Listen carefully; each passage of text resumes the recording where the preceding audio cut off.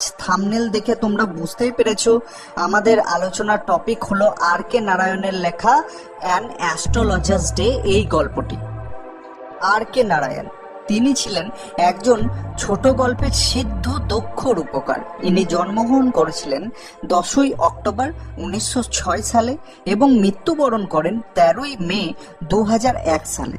তিনি তার জীবনে লিখে গেছেন অসংখ্য ছোট গল্প এবং নভেল।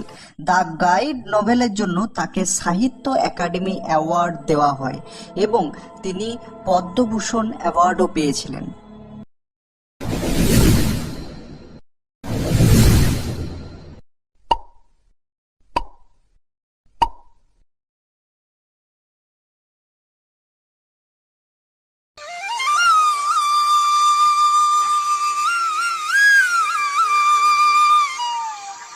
একটি গ্রামে একজন ভণ্ড জ্যোতিষী বাস করত। সে প্রতিদিন দুপুরবেলায় টাউন হল পার্ক নামক একটি জনবহুল জায়গায় যেত। সেখানে সে একটি তেঁতুল গাছের তলায় গিয়ে বসত। তারপর সে একে একে 1 ডজন কড়ি, সময় ছক আঁকা একটা চৌকো কাপড়ের ফালি, একটা নোট বই আর হস্তরেখা বিচারবিদ্যা সংক্রান্ত লেখালেখির একটা বান্ডিল তার সামনে সাজিয়ে রাখত। তারপর সে তার ব্যবসা শুরু করত।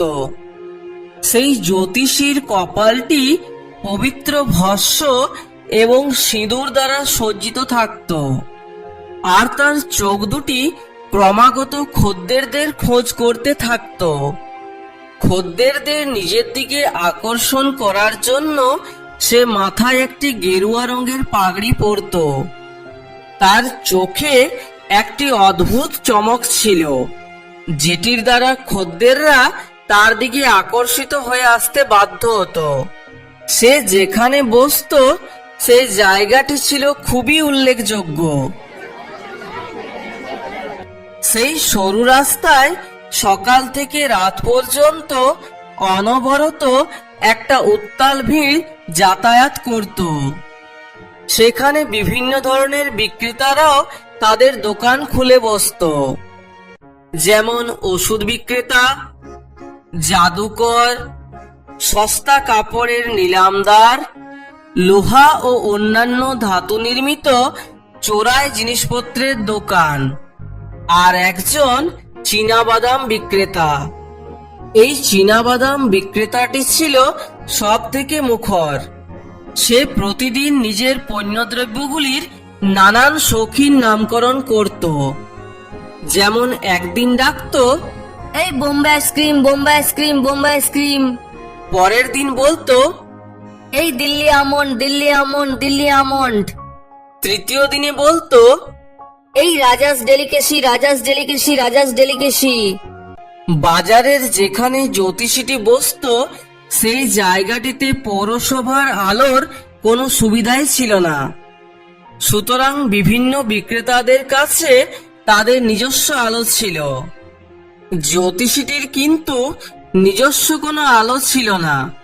চীনাবাদাম বিক্রেতার জায়গা থেকে যেটুকু আলো আসতো সেই আলোতেই জ্যোতিষী তার ব্যবসা চালাতো। সমস্ত জায়গাটি অর্ধেক আলো ও অর্ধেক অন্ধকারে নিমজ্জিত থাকত। এই আলো ও ছায়ার জন্য এক বিভ্রান্তিকর পরিবেশের সৃষ্টি হতো, যা জ্যোতিষীটির ব্যবসার পক্ষে খুবই উপযুক্ত ছিল। জ্যোতিষীরা যে গ্রহ নক্ষত্র বিচার বিশ্লেষণ করে মানুষের ভাগ্য নির্ধারণ করেন, সেগুলি সম্পর্কে এই ভণ্ড জ্যোতিষীটির বিন্দুমাত্র ধারণা ছিল না। সে তার নিজের বুদ্ধিমত্তা, পর্যবেক্ষণ শক্তি ও মানুষের আচরণ সম্পর্কে তার অর্জিত ধারণাকে কাজে লাগিয়ে ভবিষ্যৎবাণী করত। বহুদিন আগে সে নিজের গ্রাম ও পিতৃপুরুষের জীবিকা কৃষিকাজকে ত্যাগ করে পালিয়ে এসে এই নতুন জায়গায় জ্যোতিষবিদ্যাকে নিজের জীবিকা বানিয়ে জীবনযাপন শুরু করেছিল। জ্যোতিষীটি প্রথমে তার খদ্দেরদের মিনিট 10 কথা বলতে দিত, যাতে তারা তাদের নিজের মনের কথাগুলি বলতে পারে। আর সেখান থেকে সে সমস্ত দরকারি তথ্যগুলি সংগ্রহ করত এবং তার উপর ভিত্তি করে সে তাদের সম্পর্কে অনুমান করে ভবিষ্যৎবাণী করত। সে সাধারণ মানুষের জীবনের মুখ্য সমস্যাগুলি সম্পর্কেই বেশি কথা বলতো, যেমন বিবাহ, অর্থ, সম্পর্ক ইত্যাদি। প্রতি প্রশ্নের উত্তর দেওয়ার জন্য সে 3 পয়সা মূল্য ধার্য করত। এইভাবেই তার জীবন কেটে যাচ্ছিল। একদিন সন্ধ্যাবেলায় বাদাম বিক্রেতা তার আলো নিভিয়ে দিল। জ্যোতিষীটির যেহেতু নিজস্ব কোনো আলো ছিল না, তাই সেও নিজের দোকান গোটাতে শুরু করলো। এমন সময় সেখানে একজন ব্যক্তি এসে উপস্থিত হলো। জ্যোতিষীটি সেই ব্যক্তিকে নিজের সম্ভাব্য খদ্দের বলে মনে করলো। একটু বেশি পয়সা রোজগারের আশায় সে ব্যক্তিটিকে ডেকে বলল, তোমাকে তো খুবই দুশ্চিন্তাগ্রস্ত দেখাচ্ছে, তাই আমার কাছে বসো। আমি তোমার সমস্যার সমাধান করার চেষ্টা করব। আমি তোমাদের মতো ভণ্ড জ্যোতিষীদের কথায় বিশ্বাস করি না। আচ্ছা তাই? আমি যদি তোমাকে সঠিক উত্তর দিই তাহলে তোমাকে 5 টাকা দিতে হবে। না, তবে তুমি যদি সঠিক উত্তর দিতে পারো তাহলে আমি তোমাকে 8 আনা দেব। আর যদি সঠিক উত্তর দিতে না পারো তাহলে তুমি আমাকে দ্বিগুণ টাকা ফেরত দেবে। এরপর ব্যক্তিটি একটি বিড়ি ধরানোর জন্য একটি দেশলাই কাঠি জ্বালালো। সেই দেশলাই কাঠির আলোয় জ্যোতিষীটি সেই ব্যক্তিটির মুখটি দেখতে পেল। আর জ্যোতিষীটি অস্বস্তি বোধ করতে লাগলো। সে ব্যক্তিটিকে বলল, এই যে, আমি তোমার কোনো প্রশ্নের উত্তর দিতে পারবো না। আমি এইরকম প্রতিদ্বন্দ্বিতায় অভ্যস্ত নই। আজ আমার অনেক দেরি হয়ে গেছে, তাই আমি বাড়ি যাচ্ছি। কাল তোমার সব প্রশ্নের উত্তর দেব।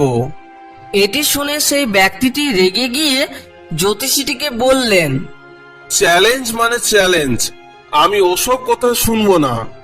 জবাব না দিলে আমি তোমাকে যেতে দেব না।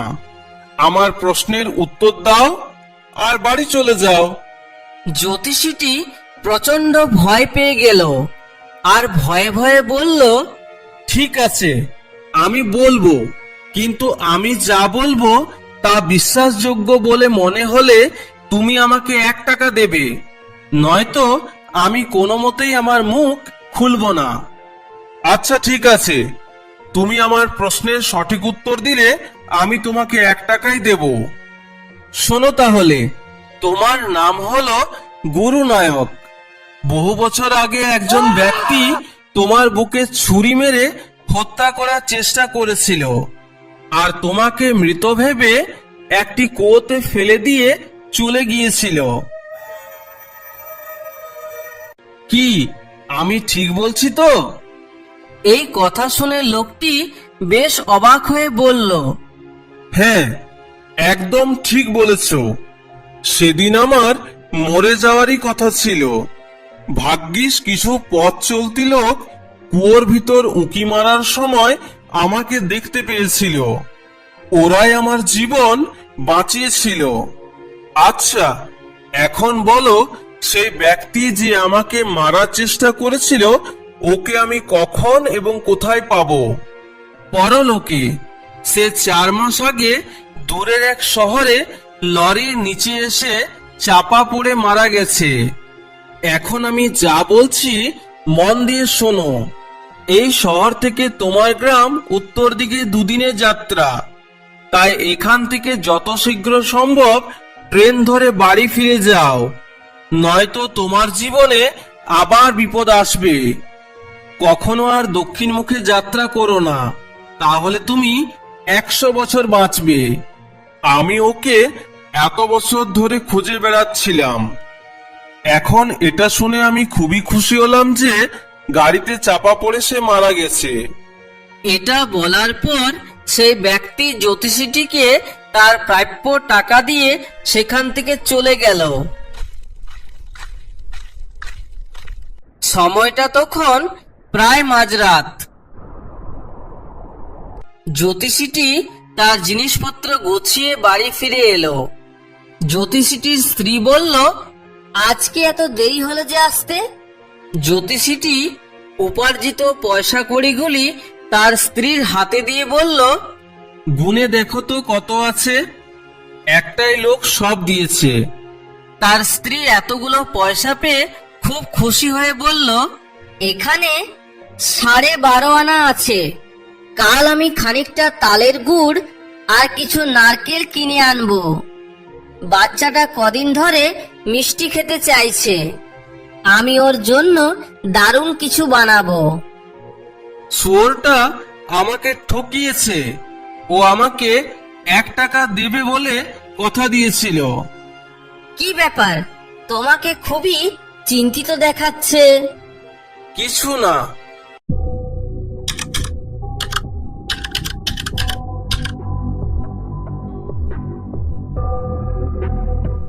রাতের খাবার খাওয়ার পর ঘুমানোর সময় জ্যোতিষীটি তার স্ত্রীকে বলল, তুমি জানো, আজ একটা বিরাট বোঝা আমার উপর থেকে নেমে গেছে। আমি এতদিন ভাবতাম যে আমার হাতে একজন লোকের খুন হয়েছে। সেজন্যই আমি আমার গ্রাম ছেড়ে এখানে পালিয়ে এসেছিলাম। আজকে জানলাম যে সেই লোকটি এখনো বেঁচে আছে। তুমি খুন করতে চেয়েছিলে? হ্যাঁ, সেই সময় আমি একজন বোকাশোকা তরুণ ছিলাম। আমরা মদ খেতাম, জুয়া খেলতাম, আর একদিন আমাদের মধ্যে খুব ঝগড়া হলো। আর আমি ওর বুকে ছুরি মেরে ওকে কুয়োতে ফেলে এখানে পালিয়ে এলাম। এসব ভেবে কি লাভ? এখন ঘুমানোর সময়, তাড়াতাড়ি ঘুমিয়ে পড়ো। এই বলে তারা দুজনেই ঘুমিয়ে পড়ল।